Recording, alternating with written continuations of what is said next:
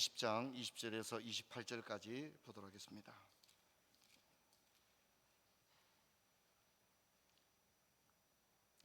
그때 세베대의 아들의 어머니가 그 아들들을 데리고 예수께 와서 절하여 무엇을 구하니 예수께서 이르시되 무엇을 원하느냐 이르되 나의 이 두 아들을 주의 나라에서 하나는 주의 우편에 하나는 주의 좌편에 앉게 명하소서.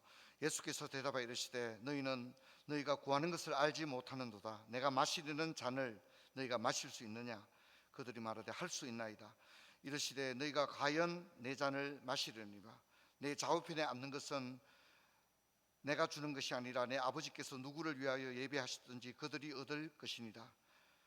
열 제자가 듣고 그 두 형제에 대하여 분이 여기거늘 예수께서 제자들을 불러다가 이르시되 이방인의 집권자들이 그들을 임의로 주관하고 그 고관들이 그들에게 권세를 부리는 줄 너희가 알거니와 너희 중에는 그렇지 아니하니 너희 중에 누구든지 크고자 하는 자는 너희 중에 누구든지 너희를 섬기는 자가 되고 너희 중에 누구든지 어뜸이 되고자 하는 자는 너희의 종이 되어야 하리라. 28절 같이 했습니다. 인자가 온 것은 섬김을 받으려 함이 아니라 도리어 섬기려 하고 자기 목숨을 많은 사람의 대속물로 주려 함이니라. 아멘. 사랑하는 성도 여러분, 이제 입추도 지나고 더위도 조금 한풀 꺾였지만 아직 여전히 더위는 계속되고 있습니다. 하지만 이제 우리가 새로운 계절이 우리에게 다가오고 있음을 또 느끼고 있습니다. 여러분, 특별히 이번 주 금요일은 우리나라가 강복을 맞게 되는 이제 80주년이 됩니다. 하나님께서 이 작은 나라, 힘없고 연약한 나라, 지금도 어쩌면 서구 열강의 그 파워에 휘둘릴 수밖에 없는 그런 나라이고 전 세계의 유일한 분단 국가로 남아있는 그런 우리 대한민국, 하나님께서 이 나라 이 민족을 지켜주시고 보호해 주셔서 우리가 강복 80주년을 맞게 되었는데, 강복 80주년뿐만 아니라 주님 오시는 그날까지 이 나라가 하나님의 은혜로 든든히 서게 되기를 주의 이름으로 축원합니다. 이 나라 이 민족을 지켜주신 하나님께 영광의 박수를 한번 올리겠습니다. 할렐루야.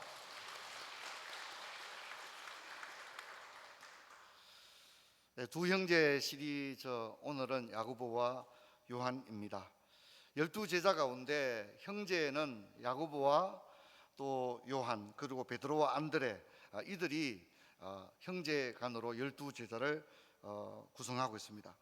성경에는 야고보가 많이 나옵니다. 이제 좀 문제가 되는 것은 12제자 중에도 야고보가 2명이 있다는 겁니다.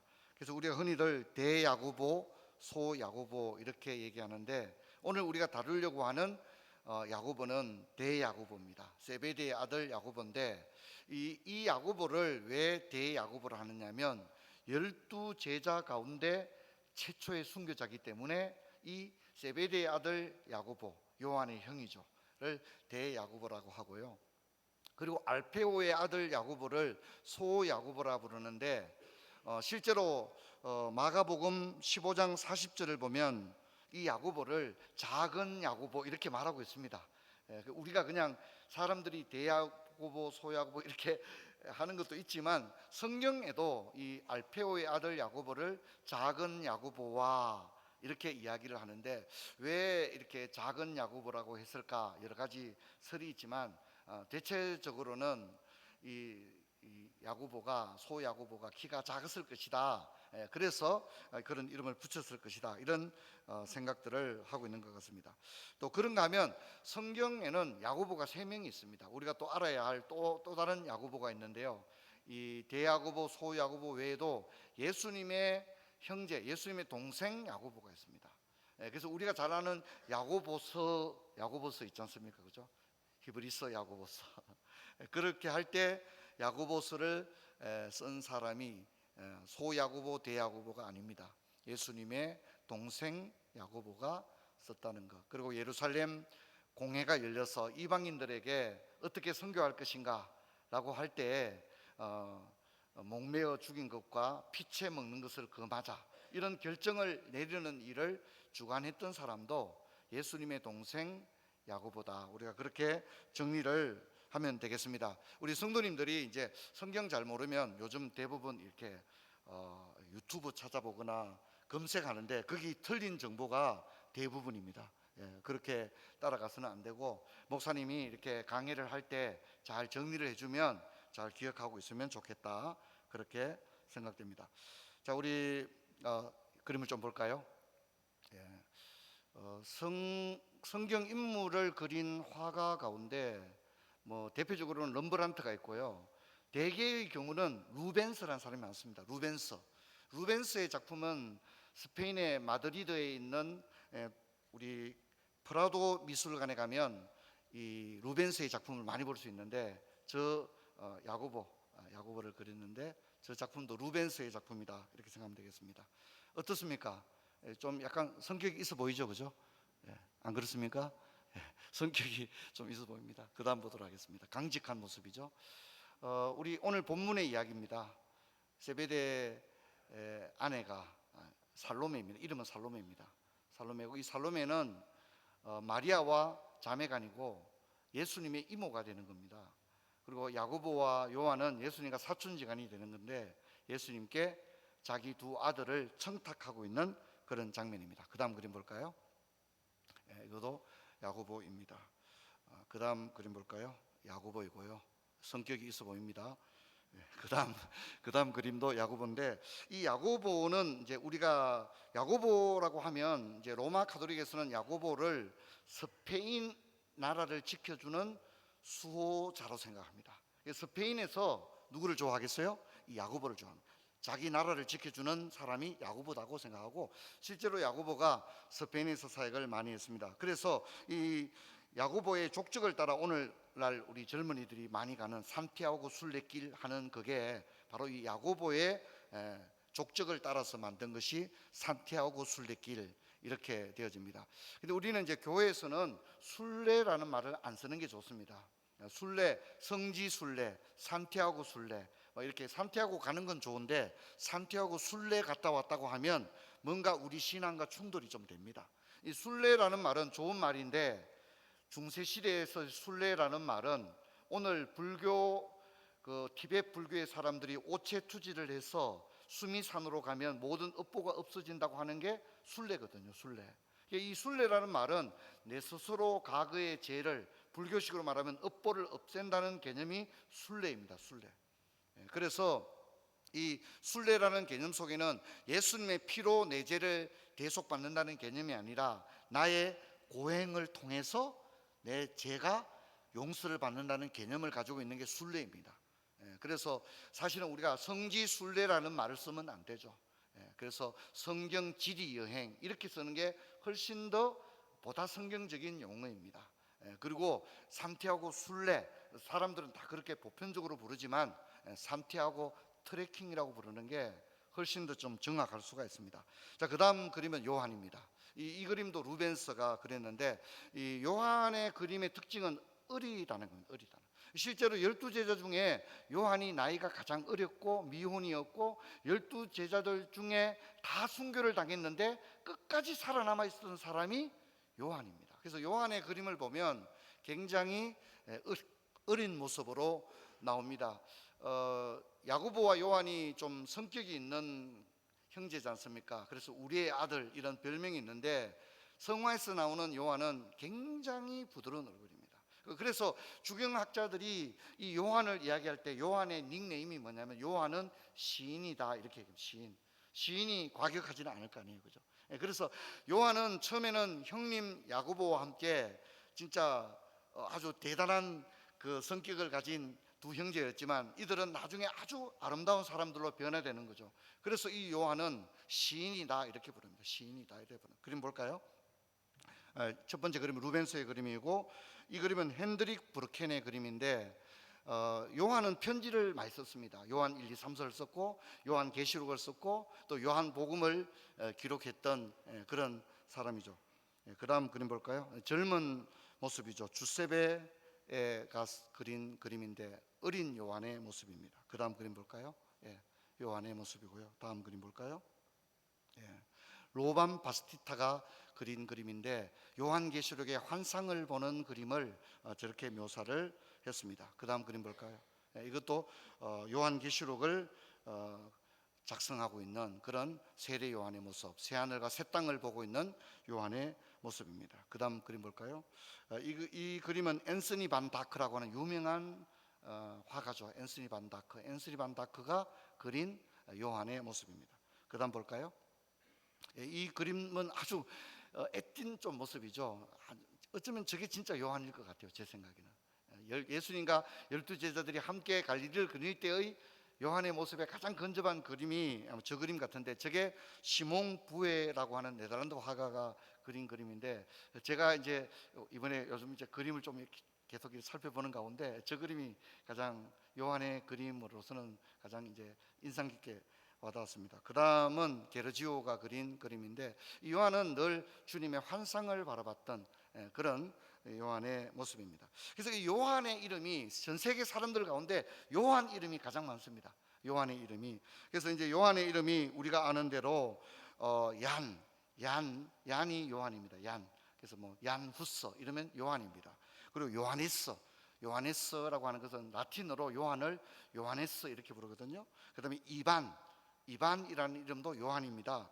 그리고 프랑스 말로는 장이라고 그러죠. 장이 요한입니다.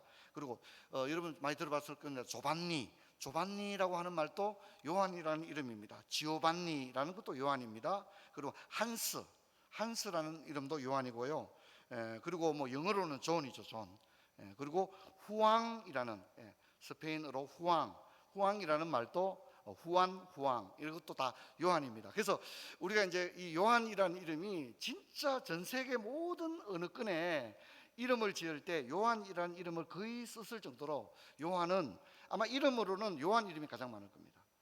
그래서 요한은 참 사랑받는 12사도들 가운데도 요한은 참 사랑을 받는 이름이다, 그렇게 이야기할 수 있습니다. 야고보와 요한 두 형제인데요, 이들은 갈릴리의 어부들이었습니다. 그리고 이제 그 집안으로 본다면 이 세베대의 가정이 가장 잘 살았던 것 같아요. 그래서 성경을 읽어보면 이 세베대의 가문이 대제사장들과 잘 알았다, 이런 얘기도 나옵니다. 그리고 예수님이 이제 그 잡혀가고 이럴 때에 요한의 가문이 이 요한이 그 세베대의 이 가문이 대제사장들과 어느 정도는 이렇게 대화를 나눌 수 있는 수준의 가문이었던 걸로 그렇게 알려져 있습니다. 하지만 이들은 성격이 급해서 우리의 아들이라는 별명이 있었고, 어머니는 살로메였습니다. 이들은 급한 성격을 가진 것이 특징인데요, 먼저 한번 볼까요? 마가복음 9장 38절로 39절을 보면, 요한이 예수께 여짜오되 선생님, 우리를 따르지 않는 어떤 자가 주의 이름으로 귀신을 내쫓는 것을 우리가 보고 우리를 따르지 아니함으로 금하였나이다, 이렇게 얘기합니다. 그래서 예수님께서 금하지 말라, 내 이름을 의탁하여 능한 일을 행하고 적시로 나를 비방할 자가 없다. 그러니까 요한과 야고보는 아주 극단적입니다. 예수님의 12제자가 아닌데 예수님의 이름으로 귀신을 막 쫓아내니까 저 사람들 보고 예수님 이름 쓰지 마라 이렇게 얘기할 정도로 아주 직설적이고, 다른 제자들은 뭐 그런가 보다 이러는데 야고보 요한은 그냥 보고 못 넘어가는 스타일인 거예요. 이해하시겠죠? 그래서 당신들 그렇게 하지 말라고 이렇게 얘기한 사람이 야고보와 요한입니다. 또 한번 볼까요? 누가복음 9장 54절입니다. 제자 야고보와 요한이 이를 보고 이르되 주여, 우리가 불을 명하여 하늘로부터 내려 저들을 멸하라 하기를 원하시나이까, 라고 얘기했습니다. 예수님을 따르지 않는 사람들 보니까 예수님 따르는 사람도 있고 안 따르는 사람도 있잖아요. 다른 제자들은 막 그런가 보다 이러는데 야고보 요한은 어떻게 해요? 그냥 못 넘어가는 거예요. 저 나쁜 놈들, 이렇게 해서 하늘에 불을 내려서 저들을 다 멸하면 좋겠다고, 예수님 명령만 하시면 우리가 그렇게 하겠다고 이렇게 할 정도로 아주 이 두 형제에 관한 에피소드들이 성경에 나오는 것들을 보게 되면 아마 성격이 참 대단한 것 같아요. 그래서 예수님도 이들을 보아내게 우리의 아들들이다, 이렇게 이름을 붙여 주었습니다. 또한 오늘 우리가 읽은 본문을 보면 이 어머니 세베대의 아내가 나의 두 아들을 주의 나라에서 하나는 우편에 하나는 좌편에 앉게 하여 주소서, 이렇게 이야기하는 걸 보겠습니다. 그래서 이 두 아들도 성격이 대단한 데다가 이 어머니는 뭡니까? 아주 인간적인 생각을 하는 겁니다. 사촌지간들, 우리 사촌들, 예수님 유대인이 왕이 되거든 우리 사촌 아닙니까? 이모의 청을 좀 들어주십시오. 하나는 우편에 하나는 좌편에 이런 청탁을 하는 그런 모습을 볼 수 있습니다. 그래서 야고보와 요한과 그의 어머니의 모습을 보면 지극히 인간적인 모습인데 누구를 닮아 있습니까? 저는 우리를 닮아 있다고 생각합니다. 12제자가 인격적으로 훌륭한 사람들만 뽑은 게 아니라 어쩌면 좀 인간 냄새가 풀풀 나고 성격도 참 진짜 저런 성격, 불같은 성격 처음 봤다, 그런 사람들, 어쩌면 인간적으로 볼 때는 상대하기 까다롭고 어쩌면 사회생활 하기에 좀 흠결이 있어 보이는 그런 사람들을 예수님은 제자로 부르신 줄로 믿습니다. 우리도 마찬가지입니다. 우리가 뭐 훌륭한 게 있어서 우리를 불러준 게 아니고요, 제가 목회자가 된 것도 제가 뭐 나은 게 있어서 목사가 된 것은 하나도 없습니다. 예수님은 이런 야고보와 요한을 기다려 주셨고 그들을 서서히 변화시키셔서 나중에는 그들이 몇 가지 어떤 핸디캡을 가지고 있었음에도 불구하고 하나님 나라를 위해서 쓰임받기에는 아무런 문제가 없도록 그들을 놀랍도록 변화시키는 것을 볼 수 있습니다. 그래서 우리가 읽은 대로 내가 마시는 잔을 너희가 마실 수 있겠느냐 그랬잖아요. 그때 마실 수 있나이다라고 했는데 과연 야고보는 주님의 잔을 마시게 됩니다. 성경 볼까요? 사도행전 12장 1절로 2절입니다. 우리 같이 읽겠습니다. 그때 헤롯 왕이 손을 들어 교회 중에서 몇 사람을 헤아리 하여 요한의 형제 야고보를 칼로 죽이니라고 합니다. 사도 중에서 물론 스데반 집사가 가장 먼저 순교를 당했습니다. 그리고 사도 중에서는 12사도 중에서는 야고보가 가장 먼저 죽었습니다. 왜 하필 야고보냐? 사실 어쩌다 보니까 야고보가 아닙니다. 랜덤으로 야고보 너 죽어 이게 아닙니다. 야고보는 12제자 중에서 첫 번째 죽음을 당당하게 맞이할 정도의 면면을 갖춘 사람이었습니다. 그래서 야고보의 순교는 베드로가 옥에 갇히게 되고 교회가 위축이 되고 이런 가정 가운데 이 야고보의 순교를 통하여 교회는 죽으면 죽으리라고 하는 신앙을 단단히 가집니다. 그래서 스데반의 순교로 인하여 사람들은 위축되고 전 세계로 흩어지게 됩니다. 그런데 야고보의 죽음 이후에는 야 그래 우리도 결국 다 죽겠구나, 스데반 집사처럼 야고보처럼 우리도 죽는다면 주님 좋습니다. 나도 언젠가 죽는다면 야고보 사도처럼 어떻게 해요? 당당하게 죽겠습니다. 이제 도망을 가는 게 아니라 나에게도 야고보 사도처럼 죽음의 순간이 온다면 나도 저렇게 당당하게 죽겠습니다. 그 첫 번째 순교자가 바로 야고보가 되었습니다. 야고보 순교 후에 초대교회는 오히려 흔들리지 않고 오히려 더 단단해지는 결과를 가져오게 되었습니다. 성도 여러분, 우리가 주님을 처음 만났을 때 우리의 모습은 연약하고 부족한 모습입니다. 성격이나 가치관이나 또 세계관이 하나님 앞에 부족한 모습이고 신앙도 매우 부족합니다. 하나님께서는 그런 우리를 사용하십니다. 시간이 흐르면서 은혜로 말미암아 변화가 되고 교회의 중요한 직분도 맡게 되고 헌신하고 충성하고 쓰임을 받는 겁니다. 그래서 우리는 돌아보면 우리 입에서 나올 말은 각자의 인생의 스토리는 다르지만 그 고백은 하나가 될 수밖에 없는 것입니다. 그게 뭡니까? 모든 것은 하나님의 은혜였습니다. 우리는 그 고백을 할 수밖에 없는, 여러분 각자 간증은 다 달라도 마지막 그 한마디의 워딩은 뭐냐면 모든 것은 하나님의 은혜였습니다. 우리 같이 한번 해봅시다. 시작. 모든 것은 하나님의 은혜였습니다. 우리가 마지막에 할 수 있는 말은 다른 말이 없습니다. 모든 것은 하나님의 은혜였습니다. 그렇게 고백할 수밖에 없습니다. 사도 바울도 그렇게 고백을 했습니다. 우리 성경 같이 읽겠습니다. 사도행전 고린도전서 15장 9절과 10절 같이 읽습니다. 나는 사도 중에 가장 작은 자라. 나는 하나님의 교회를 박해하였으므로 사도라 칭함 받기를 감당하지 못할 자니라. 그러나 내가 나 된 것은 하나님의 은혜로 된 것이니 내게 주신 그의 은혜가 헛되지 않아요. 내가 모든 사도보다 더 많이 수고하였으니 내가 한 것이 아니요 오직 나와 함께 하신 하나님의 은혜로다.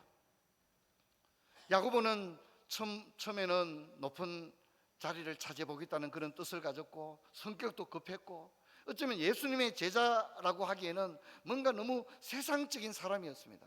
하지만 하나님은 그를 변화시키는 것입니다. 여러분, 사도 요한은 어떻습니까? 사도 요한은 가장 어린 제자였고 예수님의 사랑하는 제자였고 또 많은 성경을 기록한 제자였습니다. 예수님이 성천하신 다음에는 베드로와 한 팀을 이루어 사역을 할 정도로 매우 중요한 인물이었습니다. 그리고 어렸지만 영향력 있는 제자였습니다. 결정적인 순간에는 언제나 요한이 있었습니다. 그래서 베드로와 함께 유월절 음식을 준비했습니다. 나이가 어렸지만 아까 우리 성가 봤죠? 진짜 어쩌면 베드로는 나이가 가장 많고 요한은 나이가 가장 어렸지만 두 사람은 나이 차이에도 불구하고 세대 차이에도 불구하고 함께 팀을 이루어 사역하는데 너무 조화가 이루어졌던 것입니다. 또 베드로와 함께 빈 무덤을 향해 달려갔던 인물도 요한이었습니다. 그리고 갈릴리 해변에서 부활하신 주님을 가장 먼저 알아본 것도 요한이었습니다. 그리고 이 요한은 어떤 평가를 받았을까요? 우리 성경 한번 보겠습니다. 갈라디아 2장 9절 우리 같이 읽도록 하겠습니다. 또 기둥같이 여기는 야고보와 게바와 요한도 내게 주신 은혜를 알므로 나와 바나바에게 친교의 악수를 하였으니 우리는 이방인에게로 그들은 할례자에게로 가게 하려 함이다. 여러분, 사도 요한이 예루살렘에 올라갔는데 거기서 많은 사도들이 있었지만 특별히 야고보와 베드로와 요한을 기둥 같은 일꾼이다, 그렇게. 누구의 평가입니까? 사도 바울이 보기에 야고보와 요한, 베드로가 어떻게 해요? 기둥 같은 일꾼이었다, 그렇게 평가합니다. 근데 사실 베드로와 야고보는 이해가 되지만 요한은 기둥이라는 말을 쓰기에는 요한의 나이가 어때요? 어리잖아요. 그렇죠, 그죠? 우리가 요한의 나이가 상대적으로 제자들 중에 가장 어린데 다른 제자들을 뭐 안드레를 기둥이라 할 수도 있잖아요, 그죠? 그런데 사도 바울이 눈에 딱 가서 올라가서 초대교회 그 예루살렘 교회를 며칠 딱 지켜보니까 답이 나오는 거예요. 아, 저 사람들이 기둥이구나. 근데 거기 평가에 나이가 어림에도 불구하고 누가 들어가더라는 거예요? 요한이 들어가더라는 거예요. 참 너무나도 놀라운 일입니다. 나이가 어린데 앳돼 보이는데 바울의 눈에도 야, 저분이 교회의 기둥이다 라고 할 정도로 요한이 아주 잘 성장해 있었던 것입니다. 여러분, 요한복음 19장 26절로 27절 우리 같이 한번 보도록 하겠습니다. 우리 같이 읽겠습니다. 예수의 십자가 곁에는 그 어머니와 이모와 글로바의 아내 마리아와 막달라 마리아가 섰는지라. 예수께서 자기의 어머니와 사랑하는 제자가 곁에 서 있는 것을 보시고 자기 어머니께 말씀하시되 여자여 보소서 아들이니이다 하시고 또 그 제자에게 이르시되 보라 내 어머니라 하신대 그때부터 그 제자가 자기 집에 모시니라. 아멘. 저는 이제 요한에 대해서 좀 생각을 해보고자 합니다. 요한.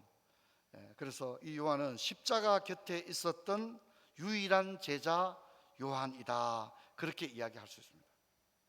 사랑하는 성도 여러분, 요한은 여러 가지로 이야기할 수 있겠지만 성경은 요한을 예수님이 십자가에 죽으실 때 그 십자가 곁에 있었던 유일한 제자가 요한이다, 이렇게 이야기합니다. 그리고 예수님이 십자가에 못 박힐 때 모두가 마음 아프겠지만 가장 마음 아픈 사람이 누굽니까? 예수님의 어머니 마리아겠죠. 근데 그 마리아 옆에 누가 있었다고요? 요한이 있은, 베드로가 있은 게 아니고 야고보가 있은 게 아니고 요한이, 가장 지금 가슴 아픈 그 사람이 어머니 마리아인데 그 자기 어머니 곁에 자신의 사랑하는 제자가 거기 서 있더라, 그렇게 이야기를 하고 있습니다. 다른 제자들은 다 달아났습니다. 예수님이 십자가에 못 박힐 때 다 달아났습니다. 여러분, 예수님이 지금 십자가에 못 박혀 있습니다. 그런데 예수님이 대화를 할 수 있었다는 얘기는 그들이 멀찍이 있었다는 얘기입니까? 십자가 가까이 있었다는 얘기입니까? 가까이 있었다는 얘기입니다. 다른 제자들은 다 도망을 가버리고 멀찍이서 봤을지는 모르지만 예수님과 대화를 나눌 수 있는 자리에 거기에는 요한만이 그의 어머니와 함께 있었다는 겁니다. 오직 요한만이 예수님의 어머니 마리아와 자기의 어머니 살로메와 다른 여인들과 함께 예수의 십자가 곁에 있었습니다. 여러분, 누구나 신자가 될 수 있고 교회 오래 다니면 누구나 직분도 받을 수 있고 뭐 다 그렇게 할 수 있지만 요한처럼 사는 것은 어렵습니다. 그래서 제가 이제 이런 이름을 말을 한번 생각해봤습니다. 우리 한번 따라합시다. 요한처럼. 이번에 제가 여름에 두 형제 시리즈 이렇게 하는데 뭐 또 시간 지나면 목사님 언제 그런 설교했어요 하고 다 잊어버리잖아요, 그죠? 다 잊어도 좋습니다. 이거는 잊지 마세요. 한번 따라합시다. 요한처럼. 내가 살면서 요한처럼 살았으면 좋겠다. 요한 같은 그 한 사람이 되면 좋겠다. 제 마음에 여러분, 이 짧은 말이지만 여러분 요한처럼 되기를 바랍니다. 우리의 신앙은 어떠했을지라도, 우리의 성격, 태고난 성정은 어떠했을지라도 우리의 마지막 모습은 요한처럼 되기를 바랍니다. 가장 결정적인 순간에 십자가 곁에 있는 그 한 사람, 말을 멋있게 하고 고백을 멋있게 하는 게 아니라 가장 결정적인 순간에 주님의 그 십자가 곁에 있었던 그 한 사람, 요한. 여러분, 우리의 모습이 그렇게 되기를 바랍니다. 여러분, 제가 이제 홍정길 목사님이 그런 얘기 하시는 거 제가 직접 들었습니다. 홍정길 목사님이 그런 얘기 하시더라고요. 말을 멋있게 하는 사람을 조심해라, 그런 얘기를 하시더라고요. 말을 멋있게 하는, 누구나 다 말은 멋있게 할 수 있다. 그러나 그렇게 사는 것은 진짜 어려운 거다. 말을 멋있게 하고 글을 멋있게 쓰고 이것은 누구나 다 할 수 있다는 겁니다. 근데 그런 사람일수록 조심하라. 말을 진짜 멋지게 하는 사람을 조심하라. 왜냐하면 말은 멋지게 했지만 말을 멋지게 해놓고 그렇게 사는 것은 어떻게 해요? 진짜 어렵기 때문에 말을 멋있게 하는 사람을 조심해라, 그런 얘기 하시는데 저도 늘 두고두고 생각이 됩니다. 요한은 뭐 멋진 고백을 한 건 아니잖아요, 그죠? 다 주를 버릴지라도 난 주님 버리지 않겠습니다, 뭐 이런 고백, 뭐 주는 그리스도시요 살아계신 하나님의 아들입니다, 뭐 이런 고백 안 했어요. 하지만 그의 멋진 수사는 성경에 등장하지 않지만 가장 힘든 그 자리에 언제나 누가 있더라고요? 요한이 있더라고요. 나이도 어린데 저 사람이 뭘 할 수 있겠나 싶은데 아닙니다. 나이가 어린데 너무나도 든든한 겁니다. 그게 요한입니다. 여러분, 예수님은 어머니를 요한에게 부탁을 했습니다. 십자가를 지시는 예수님은 자기 어머니를 요한에게 부탁합니다. 그리고 성경은 요한이 어머니를 자기 집에 모셨다, 이렇게 이야기를 하고 있습니다. 여러분, 부탁하는 일은 어려운 겁니다. 그렇죠? 힘들 때 부탁하는 일은 진짜 어려운 일입니다. 예수님에게도 부탁하는 일은 쉽지 않았을 겁니다. 자기 어머니를 부탁하는 일은 예수님에게도 쉽지 않았을 겁니다. 여러분, 그런데 예수님은 요한에게 부탁을 했습니다. 요한, 이제부터는 너의 어머니다. 그러니까 요한이 제가 우리 어머니 저도 살기 바쁜 데가 아니라 마리아를 그날부터 자기 집에 모셨다고 이야기를 합니다. 여러분, 예수님께서 요한을 믿을 수 있기 때문에 베드로 어디 갔냐, 베드로한테 좀 얘기해라가 아니라 누구한테 부탁했다고요? 요한에게 부탁했다는 겁니다. 얼마나 아름다운 것입니까? 저는 이제 이런 생각을 해봤습니다. 그럼 예수님 왜 요한한테 부탁했을까? 여러 가지 생각을 해봤는데, 여러분, 베드로는 예수님을 사랑했던 제자 이렇게 얘기하잖아요. 그런데 요한은 뭡니까? 예수님이 사랑했던 제자, 그죠? 예수님이 요한을 사랑했다는 겁니다.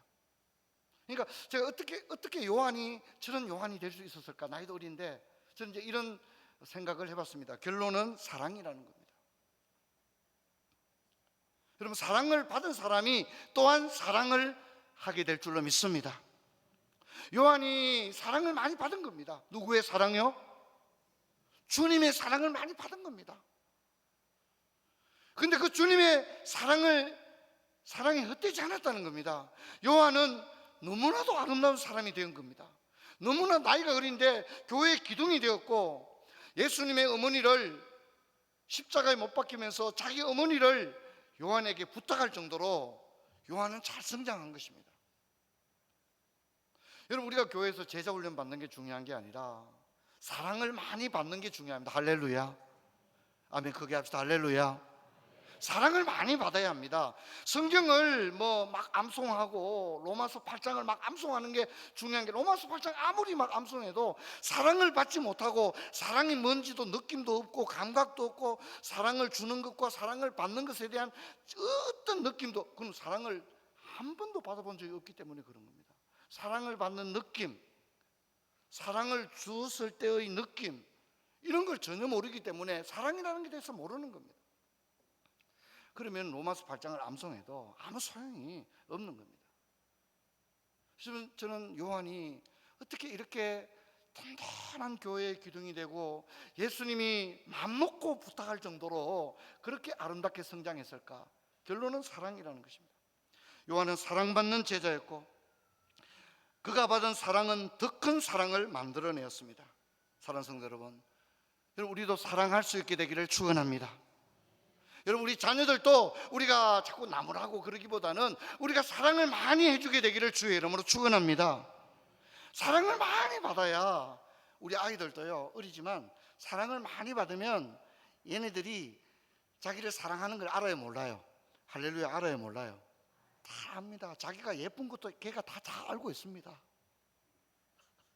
그래서 사랑을 많이 하면 애가 뭘 알죠? 사랑받는 게 이런 느낌이구나, 이런 걸 아는 거예요. 사랑을 받았을 때 너무 좋으니까 자기가 또 뭡니까? 자기 친구들도 막 사랑하고 자꾸 사랑을 하게 돼. 얘가 사랑을 먹고 자랐으니까 사랑의 박사가 되는 거예요. 사랑을 잘 하는 거예요. 이해도 하는 거예요. 그게 사랑입니다. 그래서 여러분, 요한 1, 2, 3서를 보면 그 내용이 다 뭐예요? 사랑하자는 말밖에 없잖아요, 그죠? 사랑하는 자들아, 우리가 서로 사랑하자. 계속 요한은 사랑을 이야기합니다. 그리고 요한은 마지막에 에베소 교회 말년에 목회자로 있었는 걸로 알려져 있는데, 교회 전성에 의하면 이 요한은 너무 나이가 많아가지고 의자에 앉아 설교를 했는데, 설교를 하면 늘 그 말밖에 안 했다고 그래요. 교회에 전해 내려오는 역사에 의하면 여러분 뭐 하십시오? 사랑하십시오. 그 설교만 한 걸로 그렇게 알려져 있습니다. 이게 요한입니다. 여러분, 요한은 제자훈련이나 성경 암송이나 성경 공부가 만들어낸 인물이 아니라 사랑이 빚어낸 아름다운 사도 요한인 줄로 믿습니다. 사랑이 만들어낸 겁니다. 그래서 세상에 가장 불쌍한 사람은 사랑을 받아보지 못한 사람이 사실 가장 불쌍한 사람입니다. 다 해도 사랑을 받지 못한 사람은 티가 나는 거예요. 사랑을 받지 못한 티가 나는 거예요. 하지만 사랑을 받은 사람은 너무 그 사람은 어떻게 다른 그 무엇과 비교할 수 없는 거예요. 여러분, 저는 여러분들이 교회 와서도 사랑을 많이 받게 되기를 주의 이름으로 축원합니다. 교회 와서 목사님 사랑도 받고 장로님 사랑도 받고 권사님, 우리 교회는 권사님이 100분이 넘습니다. 권사님들의 사랑도 많이 받으시기를 축원합니다. 아멘. 크게 하세요. 할렐루야. 일 많이 하려 하지 말고 사랑을 많이 받으십시오. 권사님들의 사랑 많이 받으십시오. 장로님들의 사랑 많이 받으십시오. 목사님 사랑도 많이 받으십시오. 사랑을 많이 받으면 참으로 우리가 회복이 되고, 사랑은 성이 뭐라 하죠? 사랑은 모든 것을 바라며 모든 것을 믿으며 모든 것을 견디느니라. 다른 게 그렇게 할 수 있는 게 아니라 사랑이 그렇게 할 수 있는 겁니다. 모든 걸 참고 견디고 이루게 되는 겁니다. 여러분, 우리 교회가 사랑이 넘치는 교회가 되기를 축원합니다. 성도들 간에 서로 사랑하고 아껴주십시오. 가정도 사랑의 가정이 되도록 하십시오. 며느리, 사위들도 아껴주시고 손주들도 아껴주시고 우리 자녀들도 많이 아껴주시고 사랑을 해주기를 바랍니다. 사랑합시다. 모든 사람을 사랑합시다. 사랑에는 조건이 없습니다. 성경은 말하기를 하나님은 사랑이라고 했습니다. 사랑을 알지 못하는 사람은 하나님을 알지 못한다고 했습니다. 사랑을 알지 못하는 사람은 하나님에 대해서 아무것도 모르는 것과 같다. 그렇게 얘기해요. 사랑이 정답입니다. 사랑이 결국은 이깁니다. 사랑이 결국은 승리합니다. 한번 답다. 요한처럼 우리의 자녀를 요한과 같은 단단한 자녀로 세우기 위해서 주님이 요한을 사랑했던 것처럼 요한을 아름다운 그 과격한 요한을 시인으로 변화시키셨던 것처럼 우리가 사랑을 쏟아부어 줄 수 있는 그런 은혜가 저와 여러분에게 있기를 주의 이름으로 축원합니다. 자리에서 일어나겠습니다. 아버지 감사합니다. 오늘 야고보와 요한에 대해서 살펴봤습니다. 이들은 충동적인 사람들이고 성격이 급하고 과격하기까지 했고 인간적인 세계관을 가지고 있었습니다. 하지만 주님의 사랑에 아버지 야고보는 교회 사도들 가운데 첫 번째 순교자가 되었고, 요한은 끝까지 생존해 남았어 주님의 어머니를 돌보며 사랑을 설교했던 위대한 인물이 되었습니다. 아버지, 우리가 자꾸 가르치고 지적하기보다는 사랑할 수 있게 하시고 기다려줄 수 있게 하시고 이해할 수 있는 저희들 되어져서 우리 자녀들이 모두가 요한 같은 자녀들 되게 하여 주옵소서. 우리들도 모두가 요한 같은 성도들이 되게 하여 주옵소서. 주 예수 그리스도 이름으로 기도하옵나이다. 아멘.